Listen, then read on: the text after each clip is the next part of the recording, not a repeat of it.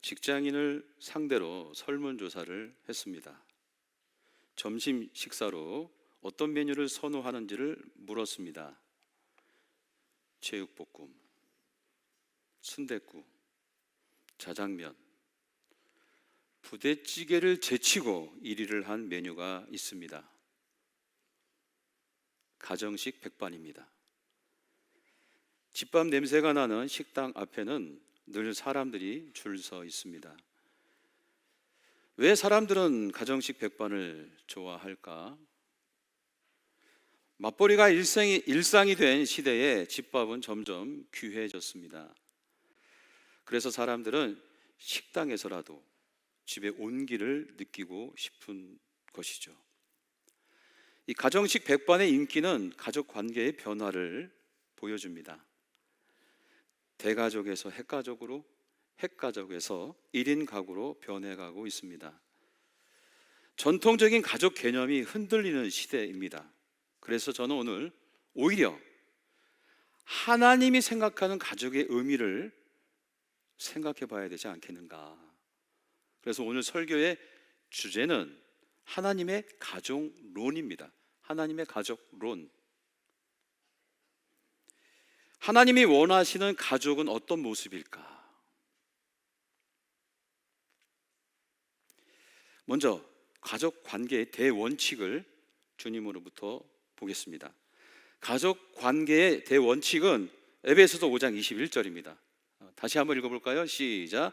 그리스도를 경외함으로 피차 복종하라. 아멘. 이것이 가족 간 관계의 대원칙이에요. 이 말씀은 가족의 방향을 두 가지로 보여줍니다. 먼저 그리스도를 경외하라는 말씀이에요. 가정에서 가장 중요한 관계는 하나님과의 관계입니다. 하나님과의 관계. 이 관계는 수직적이에요. 가정의 중심에 하나님이 서 계셔야 한다는 뜻입니다. 이어지는 말씀은 피차 복종하라는 명령이에요. 여러분, 복종은 힘의 서열을 말하는 것이 아닙니다. 관계의 방향성을 말하는 거예요. 서로를 높이는 방향으로 관계를 세우라는 거예요. 서로. 그래서 피차가 들어가는 거예요. 여기서 복종은 서열의 문제가 아니라 태도의 문제이다. 그래서 서로를 자신보다 귀하게 여기는 태도. 그래서 성경은 부모의 권위도 인정하지만 그 권위의 내용, 즉 지배하기 위한 권위가 아니라 섬기기 위한 권위다는 것입니다. 사실 복종은 지는 게 아니에요. 영적인 복종은 상대를 위해 내 권리를 잠시 내려놓는 영적인 실력입니다. 내려놓으면 실력이에요. 나를 꺾고 상대의 자리 아래로 기꺼이 들어가는 것, 이것이 바로 하나님 나라 가족의 품격입니다. 그래서 가정 안에는 지배와 억압의 위아래가 없다. 하나님 앞에서 서로를 존중하는 관계만 있는 거예요. 그런 의미에서 가족 사이의 관계 대원칙은 본질적으로 수평입니다. 수평. 가족은 서로의 짐을 대신 들어주는 사람, 지친 사람 곁에 먼저 앉아주는 사람, 힘든 사람의 이야기를 끝까지 들어주는 사람.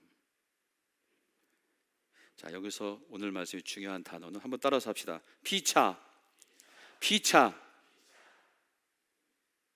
무슨 뜻이에요? 서로, 상호간에. 자, 이 대원칙이 살아있을 때 많은 가족 갈등은 놀랍게 풀리는 것을 경험하게 됩니다. 자, 그렇다면 가족 안에 있는 관계를 하나씩 보겠습니다. 가족 안에는 첫 번째 부부관계입니다. 하나님이 원하시는 부부관계는 하나님의 주례사에서 잘 나타나 있습니다. 자, 아담과 하와가 결혼을 했어요. 그 주례사를 이렇게 선포하십니다. 창세기 2장 24절 말씀이지만 같이 읽어봅시다. 시작. 이러므로 남자가 부모를 떠나 그의 아내와 합하여 둘이 한 몸을 이룰지로다. 아멘. 부부관계의 출발은 바로 부모를 떠나는 데 있습니다. 공간적으로 떠나는 거예요. 공간적으로. 그리고 정서적으로도 떠나는 겁니다. 정신적으로도 독립하는 거예요. 이것은 부부 모두에게 똑같이 적용되는 거예요. 오늘 본문은 남자가 부모를 떠나, 남자만 얘기했는데 여성들도 마찬가지다. 그런데 왜 우리는 결혼했는데도 부모에게 떠나지 못하는가? 그 이유는 부모를 서운하게 할까 두려운 거죠. 괜히 죄책감이 들어. 내가 부모를 떠나야 된다는 그 자체가. 또 혼자 결정하는 것이 불안해. 지금까지 부모의 도움을 받아왔는데 내가 뭔가 혼자 결정하자고 하니 불안한 거죠. 그래서 부모를 못 떠나. 부모도 자녀를 못 떠나보내고. 여러분, 부모를 떠난다는 것은 부모를 버린다는 것이 아니에요. 오히려 더 독립된 가정을 세워서 더 성숙한 사랑으로 부모님과 만나서 더 행복해지는 그러한 길이 이 떠남입니다. 자녀가 정서적으로 떠나지 못하면 평생 배우자보다 부모를 더 의지하게 되는 거예요. 이것은 결국 모두를 지치게 하는 거예요. 부모도 지치고 배우자도 지치고 나도 지쳐. 자, 예를 들어 가정의 중요한 문제를 누구와 먼저 상의해야 됩니까? 부부입니다, 부부. 그런데 부모와 먼저 상의하는 분들이 있어요. 그러면 어떻게 돼요? 부부 사이에 거리가 생기는 거예요. 부부는 가정의 가장 가까운 동역자입니다. 동역자. 부부보다 더 가까운 동역자는 없어요. 그러므로 부모는 자녀를 떠나보내고 자녀는 부모로부터 독립해야 한다. 자, 부부관계에서 또 하나 성경의 통찰을 좀 나누겠습니다. 또 하나 통찰은 에베소서 5장 28절인데요. 읽어봅시다. 시작. 이와 같이 남편들도 자기 아내 사랑하기를 자기 자신과 같이 할지니 자기 아내를 사랑하는 자는 자기를 사랑하는 것이라. 아멘. 무슨 말이에요? 무슨 말이에요? 아내와 남편은 서로에게 자기 자신과 같은 그런 모습으로 대하라는 거예요. 아내는 남편의 나예요. 남편은 아내인 나의 나야, 나라. 즉 배우자를 사랑하는 일이 곧 자신을 사랑하는 일인 것이에요. 배우자가 행복해 내가 행복한 거예요. 배우자가 불행한다 내가 행복한 거, 이거 이상한 거예요. 사람은 자기 몸을 함부로 대하지 않잖아요. 아프면 돌보고, 배고프면 먹고, 위험하면 보호하잖아요, 스스로. 이 본능을 배우자에게 확장시키라는 거예요. 자기 보호, 자기를 향한 이 마음을 확장시키라고. 배우자를 무시하는 순간 우리는 자신을 해치는 겁니다. 자기 자신을 해치는 거예요. 이것은 부부싸움에서 그래서 누가 이겼어, 내가 통쾌해, 승리했어, 이거 이상한 거예요. 아파야지. 그러므로 이 질문이 중요한 거예요. 우리는 지금 배우자를 정말 자기 몸처럼 대하고 있는가?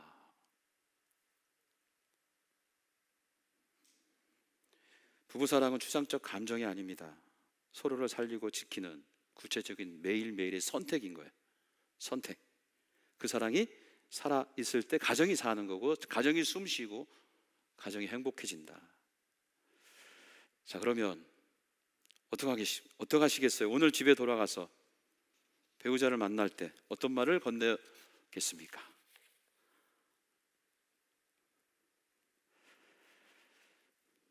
자, 두 번째, 부모와 자녀의 관계입니다. 자, 부모와 자녀의 관계는 성경이 어떻게 보고 있냐 보니까 자, 이렇게 한 문장으로 정리할 수 있겠더라고요. 부모와 자녀는 서로를 돌보는 변호인의 관계다. 변호사가 뭡니까? 변호를 해주는 거예요. 맡은 그 변호인을. 그래서 가정에는 검사가 아니라 변호사가 필요한다고. 여러분 알아야 합니다. 우리는 이미 하나님께 변호받고 구원받은 존재예요. 주님의 변호 없이, 전적인 변호 없이 우리가 구원 어떻게 받아요? 우리 스스로. 예수님께서 하나님께 우리를 심판하지 말고 우리를 품으세요. 저 영혼을 품으세요. 저 영혼은 주님을 사랑할 수 있어요. 이렇게 변호를 해주니 우리가 구원받은 거 아닙니까? 영적으로 우리가 먼저 구원받았잖아요. 예수 그리스도의 변호를 통해서. 그래서 서로를 품어주는 것, 변호하는 것, 이것이 부모와 자녀 간에 살아내야 할 가장 최우선순위예요. 부모와 자녀 간에 뭐가 중요해? 재산 상속받는 게 중요해요?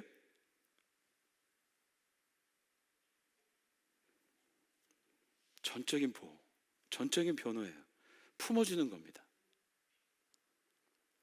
이거는 부모가 자녀에게만 있는 게 아니라 자녀도 부모에게 있어야 되는 거예요. 부모를 지켜줘야 돼요. 부모가 실수해도, 부모가 좀 부족해도. 자, 이것을 잘 보여주는 이야기가 오늘 우리가 함께 읽은 창세기 9장의 노아 이야기입니다. 노아가 실수로 수치를 드러냈잖아요. 포도주를 만들어 포도주에 취했잖아요.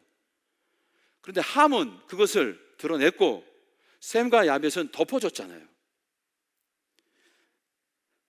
함은 사실 그대로 말했어요. 잘못한 건 사실 없어. 근데 그 안에 사랑이 없는 거예요. 셈과 야벳은 사실을 알면서도 아버지를 덮어줬어요. 여러분 생각해 보세요. 왜 하나님께서 이 노아 이야기를, 이 노아의 수치를 왜 성경에 그대로 기록할까요? 노아가 잘못한 걸 그대로 드러내서 노아를 격화시키기 위해서 쓴 것입니까? 아니에요. 이 노아의 수치에 대해서 가족이 어떻게 반응하느냐, 이것을 보는 거예요. 이것을 말씀하시는 거예요. 뭐예요? 사실을 말하는 것보다 가족을 지키는 것이 더 중요하다. 가족은 품어주는 것이다.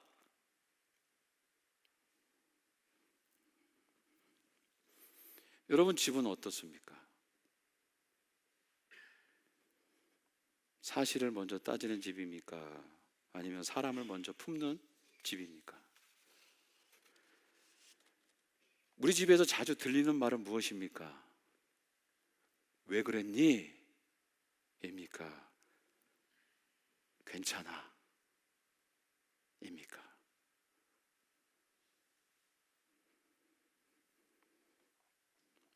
하나님은 죄를 드러내시죠. 심판은 반드시 있습니다. 그러나 동시에 상처를 싸매주는 그 사랑이 더 커요.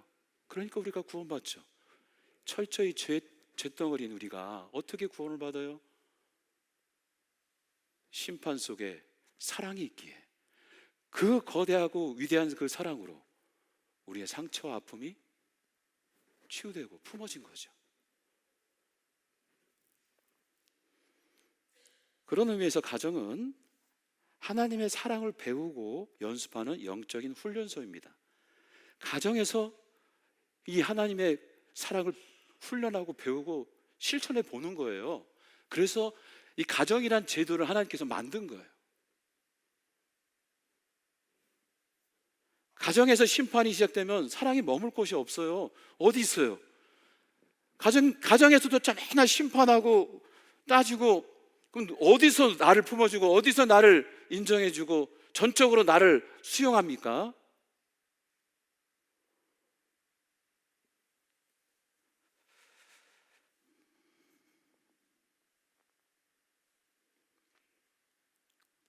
부모가 실수했을 때 자녀는 검사처럼 판결할 것이 아니라 변호사처럼 지켜주고, 자녀가 넘어질 때 부모는 책망할 것이 아니라 먼저 품어주는 것, 이게 바로 성경이 말하는 부모와 자녀의 관계의 모습인 거예요.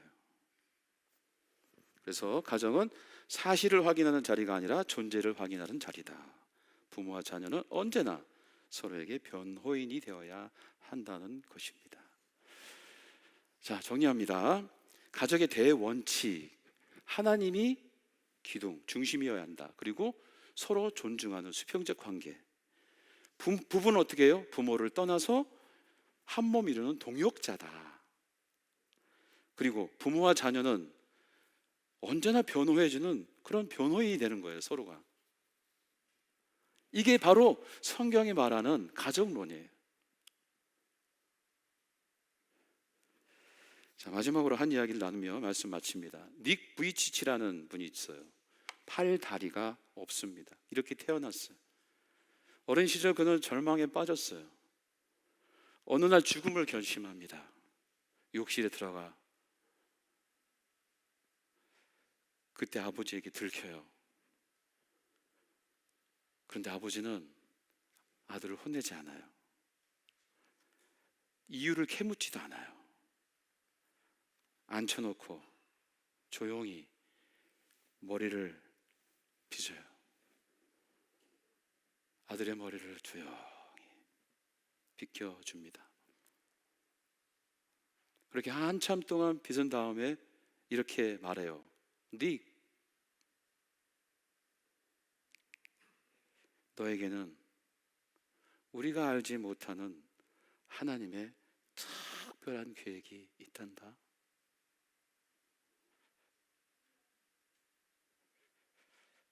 이 한 문장이 이 아이를 붙들어 줬어요. 그날 이후 우리는 다 알죠. 그가 얼마나 세상의 많은 사람들한테 희망을 주는 존재가 되었는지. 닉 부이치치 이야기입니다. 한 사람의 인생을 바꾼 것은 훈계가 아니라 편이 되어준 한 사람이었습니다. 비난은 사람을 고치지 못하지만 사랑은 사람을 다시 살게 합니다. 이 이야기는 특별한 가정의 이야기가 아니라 우리 모두의 이야기가 되어야 되는 거예요. 그리고 그럴 수 있고, 설 명절입니다. 여러분은 이 설 명절을 기대하십니까?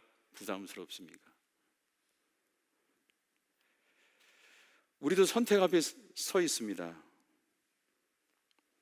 사실 제가 이 말씀을 선포하지만 저도 이 말씀 살아내는 게 쉽지 않아요. 힘듭니다. 그래서 이 말씀을 선포하고 나니 생각이 드는 거예요. 아, 이 명절에 우리 교인들하고 이거 하나만큼은 오늘 말씀 붙잡고 살아내보자. 제가 좀 제안을 해보고 싶은데 여러분 받으시겠습니까? 한번 같이 해보시겠어요? 저쪽은 대답이 없어서. 자, 뭘 하냐? 한번 따라서 합시다. 모른 척하기. 모른 척하기. 자녀들이 내려오면 궁금하시죠? 막 묻고 싶죠? 여자친구는 있냐? 남자친구는 있냐? 결혼한 가정도 보면 잘 먹고 잘 사냐? 애는 언제 낳냐? 야, 아파트는 어떻게 잘 준비되고 있냐? 궁금해 미치겠죠? 부모님들 안 궁금하구나. 여기 있는 분들은. 모른 척 해봅시다. 이번 명절 때만. 하고 싶은 분들은 아멘. 아이고 저요. 알겠어요. 뭐 여러분 살아내는 것은 여러분 몫이지 뭐 내 몫입니까? 명절 식탁에서 오가는 이 한마디가 누군가에게는 상처가 되고 또 누군가에는 숨 쉴 수 있는 공간과 힘을 얻게 한다. 그래서 오늘 이 명절 때 오늘 이 말씀을 잘 순종하고 실천해서 가족이 집을 떠날 때 이런 마음으로 갔으면 좋겠습니다. 그래, 그래도 나는 이 집에서 안전하구나. 그래도 나는 이 가족 안에서 사랑받고 있구나 라는 것을 느끼고 돌아가는 여러분의 모든 가정이 되기를 주의 이름으로 축원합니다.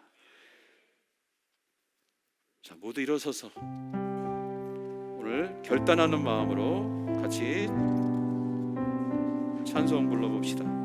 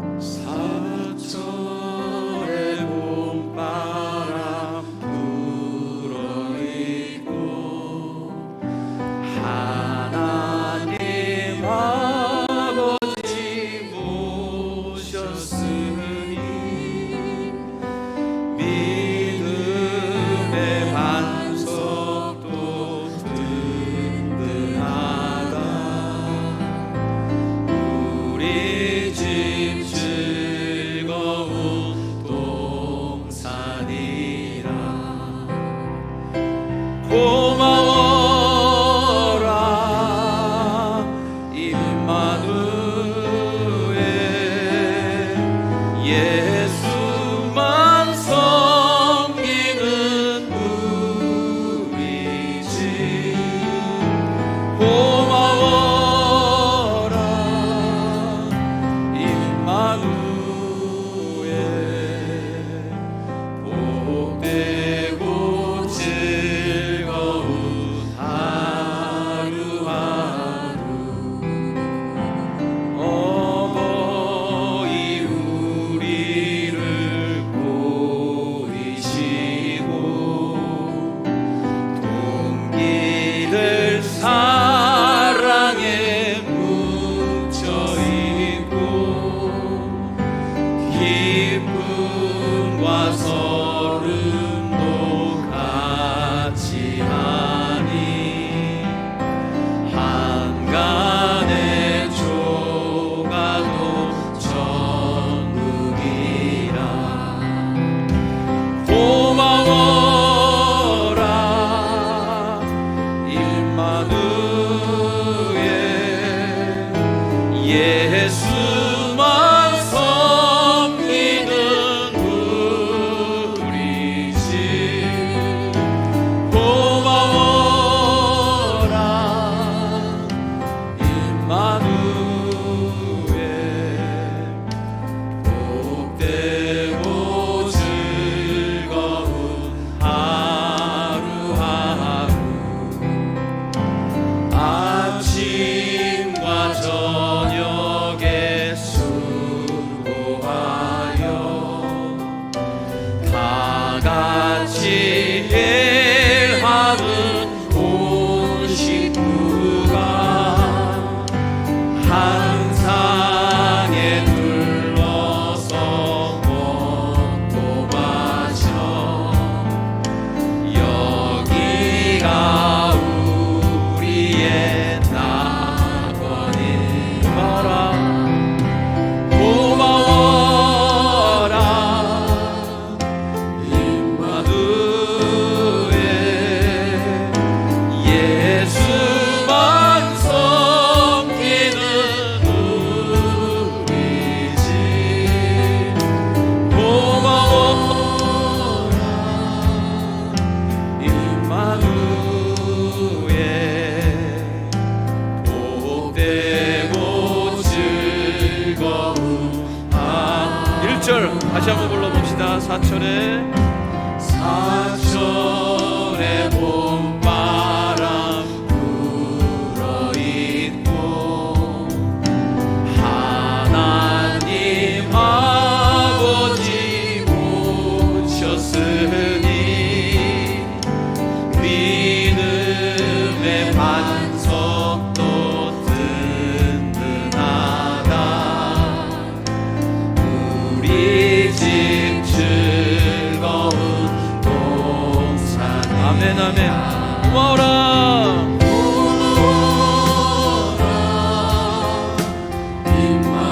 임마누엘 예수만 섬기는 우리 집 고마워라 임마누엘 복되고 즐거운 하루하루 아멘 아멘 우리 함께 기도합니다.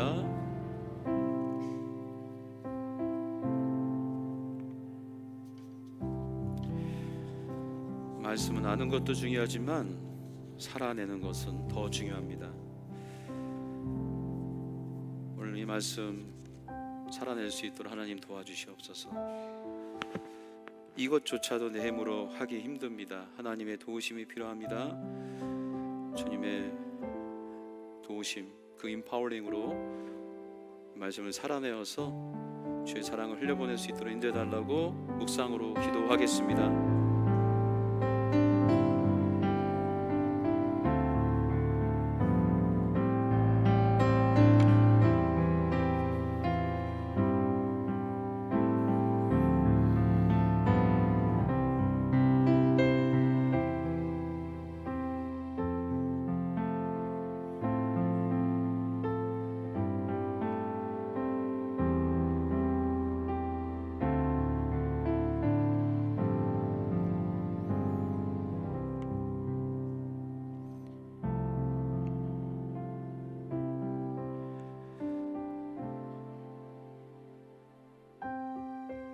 세상의 비난으로 꺾인